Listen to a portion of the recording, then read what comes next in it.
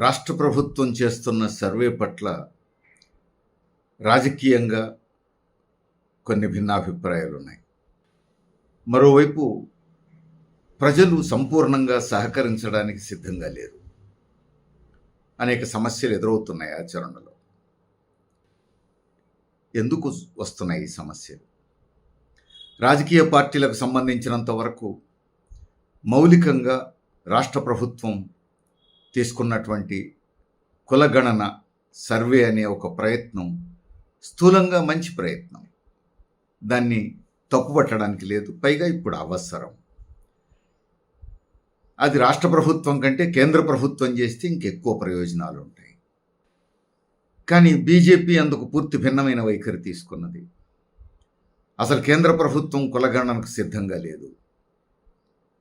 ఇది పొరపాటు. బీజేపీ తప్పుడు విధానం ఫలితం అది. అందుకని కులగణనను బీజేపీ వ్యతిరేకించడాన్ని ఖచ్చితంగా ప్రజలు అనుమానించాల్సిందే. కేంద్ర ప్రభుత్వం చేయాల్సిన బాధ్యత చేయకుండా రాష్ట్ర ప్రభుత్వం చేస్తున్న దాన్ని వ్యతిరేకించడం అనేది ఖచ్చితంగా ప్రజలు ప్రశ్నించాల్సిందే. ఈ రాజకీయ పార్టీలకు సంబంధించినంత వరకు మౌలికంగా పూర్తిగా వ్యతిరేకిస్తున్నది బీజేపీ. అది తప్పుడు నిర్ణయం. కానీ ప్రజల్లో అనేక అనుమానాలు ఉన్నాయి. ఇప్పుడు సర్వే ఒకవైపు నడుస్తోంది. ప్రజలు అనేక సందర్భాల్లో అనుమానిస్తున్నారు. కొన్ని చోట్ల ప్రజలు తిప్పి పంపుతున్నారు. సమాచారం ఇవ్వమని నిరాకరిస్తున్నారు. వచ్చిన ఎన్యూమరేటర్లను బెదిరిస్తున్న సందర్భాలు కూడా ఉన్నాయి. వాళ్ళను తప్పుగా అర్థం చేసుకుంటున్న సందర్భాలు కూడా ఉన్నాయి. ఎందుకు ప్రజలకి ఇన్ని అనుమానాలు వస్తున్నాయి? ఈ అనుమానాలను నివృత్తి చేయాల్సినటువంటి బాధ్యత ప్రభుత్వాందే కదా. మరి ఇంత జరుగుతున్నా మేము కులగణన చేస్తున్నాం, దీని నుంచి ఏదో సాధిస్తామని చెప్పుకోవడమే తప్ప ప్రజలలో వస్తున్నటువంటి అనుమానాలను నివృత్తి చేసేందుకు ప్రభుత్వం సిద్ధపడట్లేదు. కారణం ఏమిటి? నిజానికి ప్రజలు అనుమానించడానికి ప్రాతిపదిక కనబడుతోంది. కులగణన పేరుతో వేస్తున్నటువంటి ప్రశ్నల్ని ప్రజలు అనుమానిస్తున్నారు. కులగణన వరకు మౌలికంగా స్థూలంగా అభ్యంతర పెట్టాల్సిందేమీ లేదు. కానీ కులగణన పేరుతో అడుగుతున్న ప్రశ్నలు ఏమిటి? ఇదే ఇప్పుడు ప్రజలకు అనుమానాలకు అవకాశం ఇచ్చేది. ఒకవైపు కులగణన అని చెప్తూ వ్యక్తిగత సమాచారం అడుగుతున్నారు. వ్యక్తిగత గోప్యతకు సంబంధించిన సమాచారం అడుగుతున్నారు.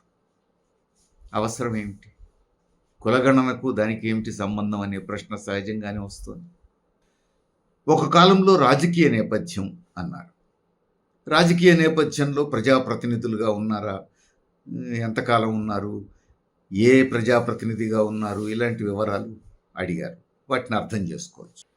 కానీ రాజకీయేతర సంస్థలలో ఉన్నారా, దాన్ని అర్థం చేసుకోవచ్చు. అట్లా కాకుండా ప్రభుత్వేతర సంస్థలలో ఉన్నారా, ప్రజాసంఘంలో ఉన్నారా, ఏ స్థానంలో ఉన్నారు? ఈ ప్రశ్నకు అర్థం ఏమిటి? ఇది ఎందుకు అడగాలి? ప్రభుత్వేతర సంస్థ అంటే రాజకీయ పార్టీలు వస్తాయి. సంఘంలో అన్నారు, ప్రజాసంఘాలు వస్తాయి. ఇవి వ్యక్తిగత గోప్యతకు సంబంధించిన విషయాలు కదా. తాము ఏ పార్టీలో సభ్యులుగా ఉన్నామో ఎందుకు చెప్పాలి? తాము ఏ ప్రజాసంఘంలో సభ్యులుగా ఉన్నామో ఎందుకు చెప్పాలి? ఇది పూర్తిగా వ్యక్తిగత విషయం. అంతేకాదు, ప్రభుత్వోద్యోగులైతే నేను ఫలానా పార్టీ అన్నారనుకోండి, ప్రభుత్వోద్యోగులకు సంబంధించిన సర్వీస్ రెగ్యులేషన్స్ ఉన్నాయి. సర్వీస్ రెగ్యులేషన్స్లో రాజకీయ పార్టీలతో ఏమాత్రం సంబంధం ఉన్నా, అందులో సభ్యులుగా ఉన్నా ఉద్యోగానికే ముప్పు. మరి ప్రభుత్వోద్యోగులు ఏం చేయాలి? వారి కుటుంబీకులు ఏం చేయాలి? అంటే ప్రభుత్వోద్యోగులు ఆ కాలంకు సమాధానం ఇవ్వాల్సిన అవసరం లేదా? మిగతా వాళ్ళు మాత్రమే ఇవ్వాలా? ఇస్తే ఆ సమాచారం దేనికి ఉపయోగపడుతుంది? ఇది పూర్తిగా వ్యక్తిగత గోప్యతకు సంబంధించినటువంటి అంశం కదా. పౌర హక్కులకు సంబంధించిన విషయం. అంతేకాదు, ఆధార్ కార్డ్ నెంబర్ అడుగుతున్నారు. ఐచ్ఛికం అని బ్రాకెట్లో పెట్టారు. ఈ ఐచ్ఛికం అనేది ఎంతమందికి అర్థమవుతుంది? ఎంతమంది దాన్ని లోతుపాతులు అర్థం చేసుకునే వాళ్ళు ఉన్నారు? అసలు ఆధార్ కార్డు నెంబర్ ఎందుకు అడగాలి? ఐచ్ఛికం అంటేనే ఇవ్వచ్చు, ఇవ్వకపోవచ్చు. మరి ఇవ్వనోళ్ళు ఇవ్వరు, ఇచ్చేటోళ్ళు ఇస్తారు. ఆ ఇచ్చిన మేరకు నీకు దేనికి ఉపయోగం అది? ఆధార్ కార్డు మరి పూర్తిగా గోప్యతకు సంబంధించిన విషయం, అది వ్యక్తిగత సమాచారానికి సంబంధించిన విషయం. అది పబ్లిక్లో పెట్టాల్సిన అవసరం ఏంటి? నేను ఎందుకు ఇవ్వాలి పబ్లిక్లో పెట్టడానికి? ఇలాంటి ప్రశ్నలు సహజంగానే ప్రజల నుంచి వస్తున్నాయి. అంతేకాదు అకౌంట్ నెంబర్లు అడుగుతున్నారు, బ్యాంక్ అకౌంట్ నెంబర్లు. వాటి అవసరం ఏంటి? స్థిర చరాస్తుల వివరాలు అడుగుతున్నారు. ఈ ఆస్తుల వివరాలన్నీ ఇది వ్యక్తిగత గోప్యతగానే భావిస్తారు ప్రజలు. తమ ఆస్తిపాస్తుల వివరాలన్నీ అందరికీ చెప్పుకోవడానికి ఇష్టపడరు. మరి అలాంటి సమాచారం ఇప్పుడు ఇవ్వాలంటున్నారు. ఎందుకు ఇవ్వాలి? దానివల్ల ఉపయోగం ఏమిటి? ఇది ఒక ప్రశ్నే. ఇదో భాగం. చరాస్తులు అన్నారు అంటే ఓ మోటార్ సైకిల్ ఉన్నా, ఓ స్కూటర్ ఉన్నా, ఆటో వర్కర్కి ఒక ఆటో ఉన్నా చరాస్తిలో భాగమే. చివరికి ఒక క్యాబ్ డ్రైవరు కారు ఉంటుంది, సొంత కారు, చరాస్తిలో భాగమే. ఇలాంటి సమాచారం తీసుకోవాల్సిన అవసరం ఏమిటి? అంటే ఇవన్నీ కలిపి చూస్తే రేపు సంక్షేమ పథకాలు కత్తిరించడం కోసమేనా అనే అనుమానం కూడా పేద ప్రజానీకానికి వస్తుంది. ఎందుకంటే సాధారణ ఇంటి పనివారుల కుటుంబంలో కూడా, భవన నిర్మాణ కార్మికుల కుటుంబాలలో కూడా, అడ్డాకూలీల కుటుంబాలలో కూడా మనిషికి ఒక సెల్ ఫోన్ అవసరం అవుతుంది. ఇళ్లల్లో అంట్లు దోమేటోళ్ళకు కూడా సెల్ ఫోన్ లేకపోతే ఓనర్స్ పనిలో పెట్టుకోవడానికి సిద్ధంగా లేరు. ఎందుకంటే నిన్ను కాంటాక్ట్ చేయాలంటే ఎట్లా అనే ప్రశ్న వస్తుంది. అనివార్యంగా వాళ్ళు సెల్ ఫోన్ వాడాల్సి వస్తుంది. అడ్డా కూలీలు అంతే, కూలికి పిలవాలంటే నీ దగ్గర సెల్ ఉండాలి కదా అంటున్నారు. ఇది అదనపు ఖర్చే వాళ్ళకు, కానీ అనివార్యమైన ఖర్చుగా ఉంది. అడ్డా కూలీలకు కూడా ఒక మోటార్ సైకిల్ అనివార్యం అవుతుంది, ఒక హమాలీకి కూడా మోటార్ సైకిల్ అనివార్యం అవుతుంది. మరి ఇవన్నీ లెక్కేసి రేపు సంక్షేమ పథకాలు కత్తిరించడం కోసమేనా అనే అనుమానం ప్రజలకు సహజంగానే వస్తుంది. ఎందుకంటే స్థూలంగా చూస్తే ఇది కేవలం కులగణనకు పరిమితం కావట్లేదు. ఇది ఒక సమగ్ర కుటుంబ సర్వే లాగా ఉంది. కులగణన అన్నారు, కానీ కులగణన పేరుతో సమగ్ర కుటుంబ సర్వే చేస్తున్నారు. ఈ సమగ్ర కుటుంబ సర్వే దేనికోసం? ఈ సమాచారాన్ని దేనికోసం వాడతారు? ఈ ప్రశ్న సహజంగానే ప్రజలను వేధిస్తుంది. ఇంతటితో అయిపోలేదు, అనేక ఇతర సమస్యలకు కూడా అవకాశం కనపడుతుంది. సమాచారం ఎంతో కొంత ఇచ్చే కుటుంబాల దగ్గర కూడా ఇంటి యజమాని ఏదో కొన్ని సమాచారం ఇస్తారు, కొన్ని సమాచారం ఇవ్వరు. ఇవ్వదలుచుకున్న ఇస్తారు, ఇవ్వదలుచుకొని ఇవ్వరు. మరి అప్పుడు ఈ మొత్తం సమాచారం అసమగ్రంగా ఉంటుంది. ఈ అసమగ్ర సమాచారంతో ఏ నిర్ధారణలకు రాగలుగుతాం? ఇది ఒక సమస్య. రెండవది, కొంత సమాచారం ఇస్తారు, కొంత ఇవ్వరు. ఇవ్వనప్పుడు ఎన్యూమరేటర్లు ఆ ఇల్లు దాటి వెళ్ళిపోయిన తర్వాత అది అసమగ్రంగా ఉండకుండా చూడడం కోసం, సమాచారం అంతా సేకరించామని చెప్పుకోవడం కోసం ఏదో ఒకటి నింపేస్తారా? నింపేస్తే ఆశ్చర్యపడాల్సిన అవసరం లేదు. ఎందుకంటే మరి ఎన్యూమరేటర్లు సరిగ్గా సమాచార సేకరణ చేయలేదు, సర్వేలో సక్రమంగా వ్యవహరించలేదు అని అపవాదు వస్తుంది అనే భయం వాళ్ళకు ఉంటుంది. కాబట్టి ఏదో ఒకటి నింపేసే అవకాశాలు ఉంటాయి. అట్లా ఏదో ఒకటి నింపేస్తే అప్పుడు తప్పుడు సమాచారం అవుతుంది అది.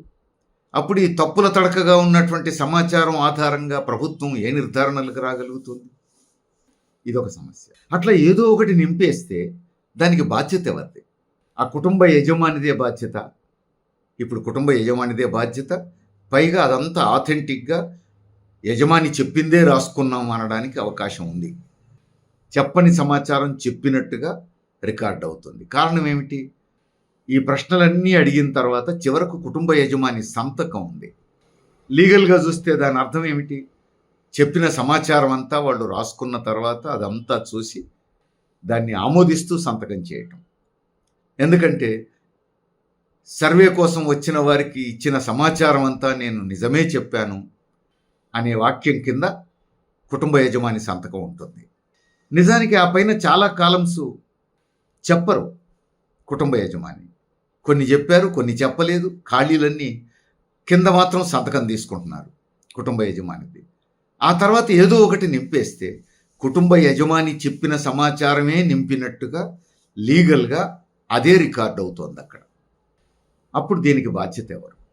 ఆ తర్వాత కాలంలో దాంట్లో కుటుంబ యజమాని ఇవ్వకపోయినా ఇచ్చినట్టు రాయబడినటువంటి సమాచారం వల్ల జరగబోయే పర్యవసానాలు ఏమిటి? ఆ కుటుంబం మీద ఎలాంటి ప్రభావం చూపొచ్చు? దానికి ఎవరు బాధ్యత వహించాలి?